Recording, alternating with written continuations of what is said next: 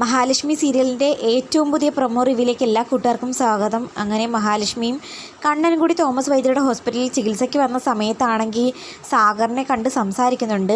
സാഗറിനോട് പഴയ പോലെ വിരോധമൊന്നുമില്ല കണ്ണനും മഹാലക്ഷ്മിക്കും. അപ്പോൾ കണ്ണൻ എത്രയും പെട്ടെന്ന് നടക്കാനാകുമെന്നൊക്കെ സാഗറും ആശംസിക്കുന്നു. എന്നാൽ കണ്ണനും മഹാലക്ഷ്മിയും ഹോസ്പിറ്റലിൽ പോകുന്ന കാര്യം അറിഞ്ഞിട്ട് നമ്മുടെ ദുർഗാമ്മയാണെങ്കിൽ ആ പോക്ക് തടസ്സപ്പെടുത്താൻ നോക്കുന്നു.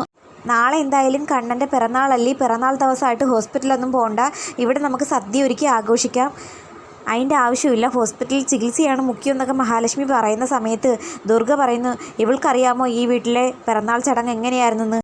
ഈ വീട് മൊത്തം ദീപാലങ്കാരം കൊണ്ട് അണിയിച്ചൊരുക്കുമായിരുന്നു.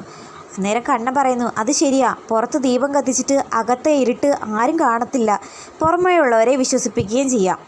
ഇത്തവണത്തെ എൻ്റെ പിറന്നാൾ തോമസ് വൈദ്യരുടെ ഹോസ്പിറ്റലിൽ വെച്ച് ആഘോഷിക്കാമെന്ന് തന്നെ എൻ്റെ മനസ്സിലെ പ്ലാൻ.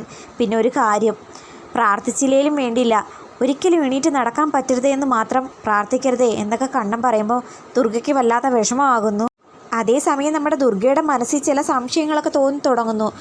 ചികിത്സയോടും ഹോസ്പിറ്റലിൽ പോകുന്നതിനൊന്നും താല്പര്യമില്ലാത്ത കണ്ണൻ ഇപ്പോൾ ആവേശത്തോടെ പോകുന്നതിന് പിന്നിൽ മറ്റെന്തെങ്കിലും രഹസ്യമുണ്ടോ, ഇവന് വല്ല മാറ്റം ഉണ്ടായി കാണുമോ എന്നൊക്കെ മനസ്സിൽ വിചാരിക്കുന്നു.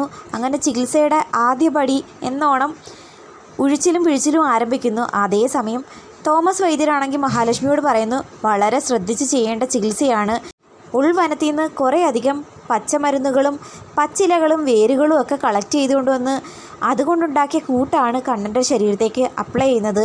അപ്പം പ്രാർത്ഥനയോടെ ഈശ്വരനെ വിളിച്ചു കഴിഞ്ഞാൽ ഉറപ്പായിട്ടും ഈ വൃശ്ചിക മാസത്തിലെ മലകയറ്റത്തിന് കണ്ണന് നടന്നു പോകാനാകും.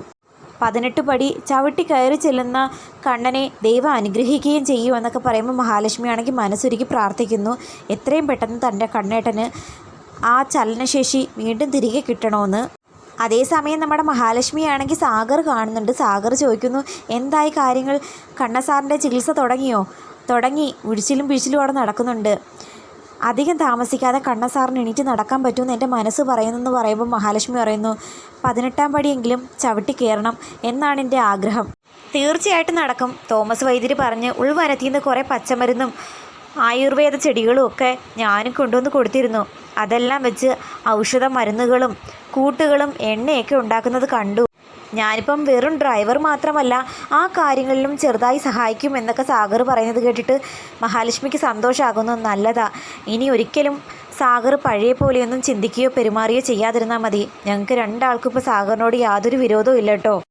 അയ്യപ്പൻ്റെ വിഗ്രഹം എങ്ങനെ അവിടെ വന്നു എന്നുള്ള അതിശയത്തിലാണ് ഇപ്പോഴും കരുണയും ഉണ്ണിയും.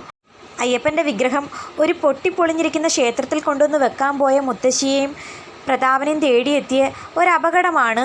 ആ അപകടത്തിൽ തൻ്റെ കയ്യിലിരുന്ന അയ്യപ്പ വിഗ്രഹം തെറിച്ചു പോയെന്ന് മുത്തശ്ശി പറയുകയും ചെയ്തു. അപ്പോൾ പ്രതാപൻ പറയുന്നു, ഒരു കാരണവശാലും ഇനി ആ അയ്യപ്പൻ്റെ വിഗ്രഹത്തെ തുടർന്ന് നിങ്ങൾക്കൊരു പ്രശ്നം ഉണ്ടാകില്ലെന്നൊക്കെ പറയുമ്പം കരുണ പറയുന്നു, ആ അയ്യപ്പൻ്റെ വിഗ്രഹം പോയതിലും സ്പീഡിന് അവിടെ തന്നെ വന്നിട്ടുണ്ട്, ആരവിടെ കൊണ്ടുവച്ച് മോളെ എന്നൊക്കെ മുത്തശ്ശി ചോദിക്കുമ്പോൾ എനിക്കറിയില്ലെന്ന് കരുണയും പറയുന്നു.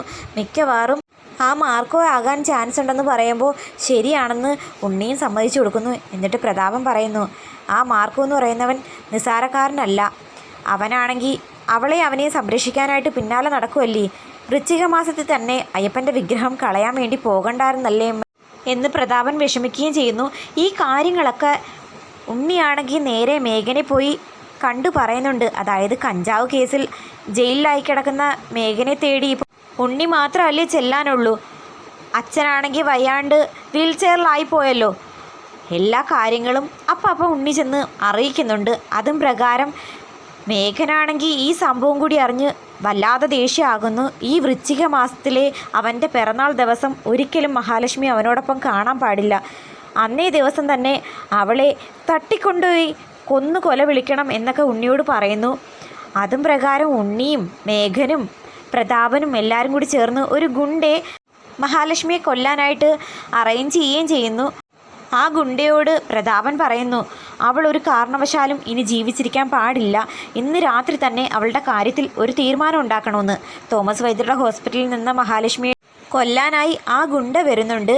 ഡോറ് തട്ടി വിളിക്കുമ്പോൾ ആരാന്നറിയാൻ മഹാലക്ഷ്മി ഡോറ് തുറക്കുന്നതും പിന്നിൽ നിന്നും ഒരാൾ വന്ന് മഹാലക്ഷ്മിയുടെ മൂക്കും വായും പൊത്തിപ്പിടിക്കുന്നു.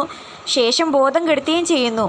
മഹാലക്ഷ്മിയുടെ ജീവൻ അപകടത്തിൽ നിന്ന് രക്ഷിക്കുന്നത് ആരായിരിക്കും? ഇത്തവണ എന്തായാലും സാഗറും പ്രതാപൻ്റെയും മേഘൻ്റെയും ഉണ്ണിയുടെയൊക്കെ പ്ലാൻ പൊളിക്കാനായിട്ട് കട്ടയ്ക്ക് കൂടെ നിൽക്കുമെന്നുള്ള കാര്യത്തിൽ സംശയമൊന്നുമില്ല.